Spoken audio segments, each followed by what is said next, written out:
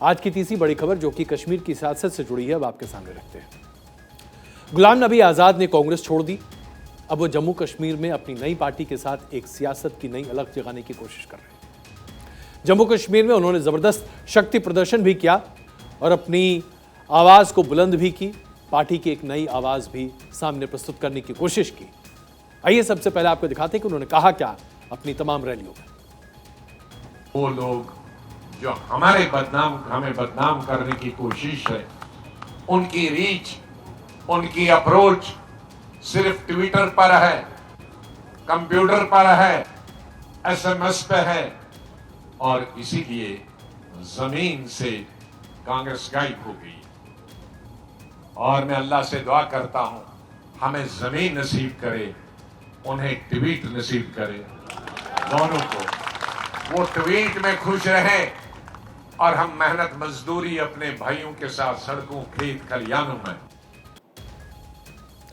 गुलाम नबी आजाद ने लोगों को अपने प्रति आकर्षित करने के लिए, अपनी पार्टी के लिए लोगों के सहमति को एकत्रित करने के लिए बहुत सारी बातें की और बहुत अच्छी भीड़ भी जुटी। एक अच्छी भीड़ थी, इसमें कोई शक नहीं। लेकिन अभी तक जो राजनीति का आंकड़ा है ना, वो बहुत अलग कहानी कहता है। भीड़ अच्छी आती है, लेकिन क्या भीड़ वोट में तब्दील हो जाती है? क्या बड़ी संख्या में लोगों का रैली में आ जाना अपने आप में सूचक होता है इस बात का कि किसी नेता या किसी राजनीतिक दल को जन समर्थन मिल रहा है?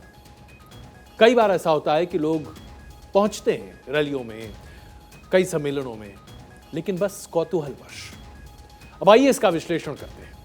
सबसे पहले बात करते हैं कि जम्मू कश्मीर में स्थिति क्या है। अगर हम पिछले विधानसभा के आधार पर देखें तो जम्मू कश्मीर में 37, खास करके जम्मू क्षेत्र में 37 सीटें थीं, जिसमें भारतीय जनता पार्टी ने 37 में से 25 सीटों पर जीत हासिल की थी। कश्मीर वैली में भारतीय जनता पार्टी को कोई भी सीट नहीं मिली थी। यह हम आपको बता रहे हैं विधानसभा के आंकड़े।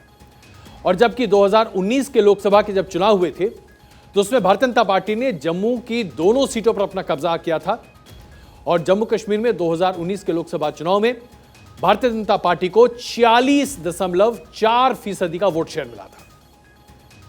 तो अब आप ये सोचिए कि जब हम भारतीय जनता पार्टी की इकलौती बात कर रहे हैं तो जम्मू क्षेत्र में लगभग 45% से ऊपर vote share Bharatiya Janata party के पास है।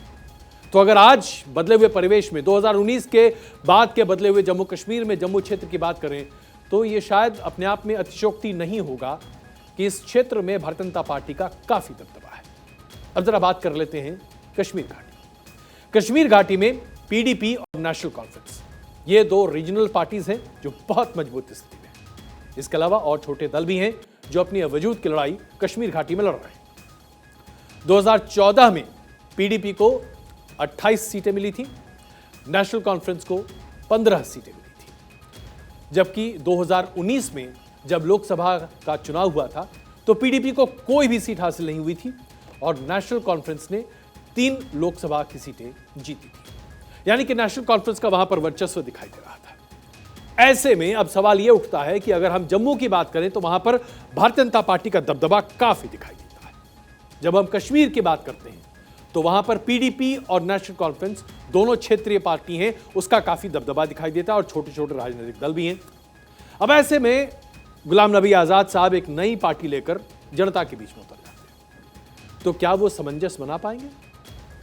क्या वो अपने आप को घाटी में एक बड़े और प्रखर नेता के तौर पर प्रस्तुत कर पाएंगे?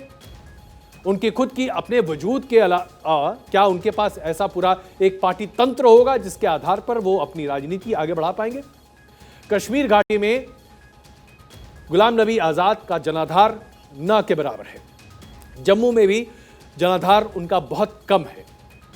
गुलाम नबी आजाद को भारतीय जनता पार्टी के बी टीम के तौर पर बहुत सारे लोग अब देखने लगे हैं और गुलाम नबी आजाद बहुत ज्यादा वक्त तक दिल्ली में ही रह चुके हैं। हम सब जानते हैं 1999 के मुश्किल वक्त में भी जम्मू कश्मीर में गुलाम नबी आजाद नहीं थे, वहां से नदारत थे।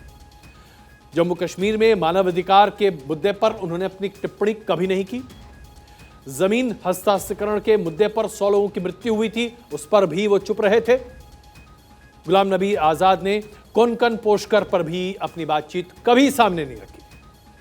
गुलाम नबी आजाद आज तक जम्मू कश्मीर में हुई मासूम लोगों की मृत्यु पर भी आंसू बहाने नहीं पहुंचे, जैसे कि बहुत बड़े पैमाने पर आप पीडीपी के नेता को देखते हैं, महबूबा मुफ्ती को, या फिर भारतीय जनता पार्टी के नेताओं को देखते हैं जब वो जम्मू कश्मीर में आतंकी गतिविधियों पर, लोगों की शहादत पर मौजूद रहती है और लोगों के साथ खड़ी दिखाई देती है। ऐसे में अब सवाल यह उठने लगा है कि आखिरकार गुलाम नबी आजाद जम्मू कश्मीर में करेंगे तो क्या करेंगे?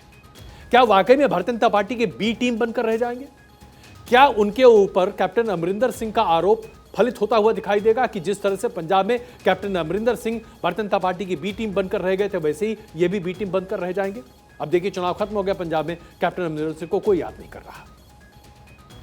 तो क्या गुलाम नबी आजाद का राजनीतिक सफर दरअसल वोट के बंटवारे के लिए ज्यादा इस्तेमाल होगा? क्या वो एक वोट कटवा राजनीतिक साबित हो गया? ये बातें हम इसलिए आपके सामने रख रहे हैं क्योंकि इसमें कोई शक नहीं है कि गुलाम नबी आजाद ने बहुत बड़ी जनसंख्या सामने रखी, लोगों से बातचीत की, संवाद किया, लेकिन वोट भीड़ से आ जाए, ये अभी तक होता दिखा नहीं है। गुलाम नबी आजाद को भी शायद बहुत मेहनत करने की आवश्यकता पड़ेगी ताकि वो अपने आप को जम्मू कश्मीर में रेलेवेंट बना सके।